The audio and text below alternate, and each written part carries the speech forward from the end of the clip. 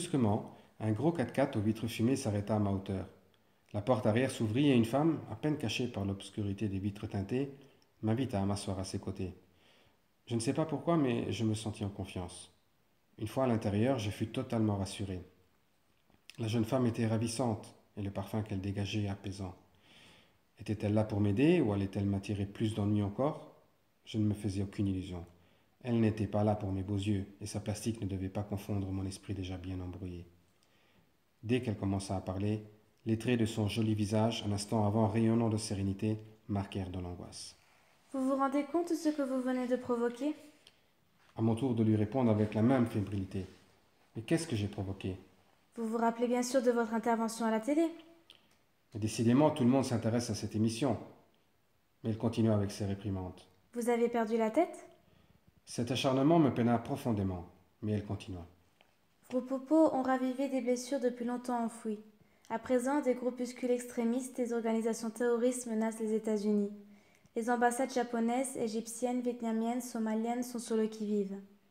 Elle poursuivit, fronçant ses jolis sourcils. Mais plus qu'ignorant, vous êtes aussi inconscient.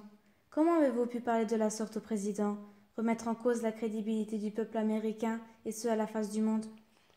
Écoutez, le ton avec lequel vous me parlez ne me plaît guère. Je suis désolé des ennuis que j'ai causés. Mais c'était involontaire.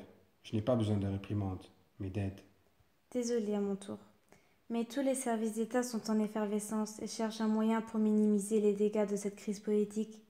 Et sachez que si je suis là, c'est pour vous aider. La tension dans le véhicule retomba peu à peu. Si vous voulez m'aider, c'est que vous me croyez innocent. Ce que je crois n'est pas important.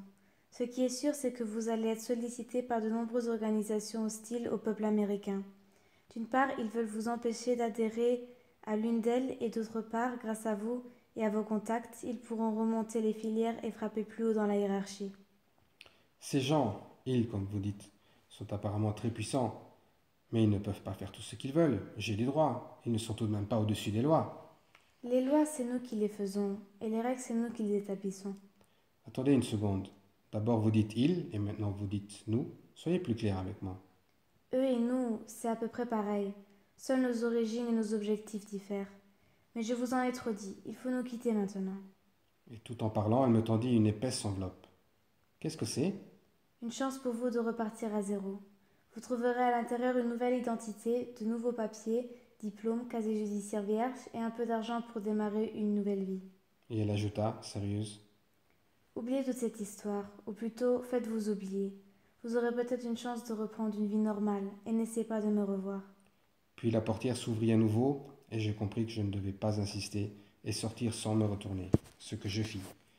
À présent, ce qui m'intéressait, c'était de connaître ma nouvelle identité, mon nouveau nom, Sam Watterson.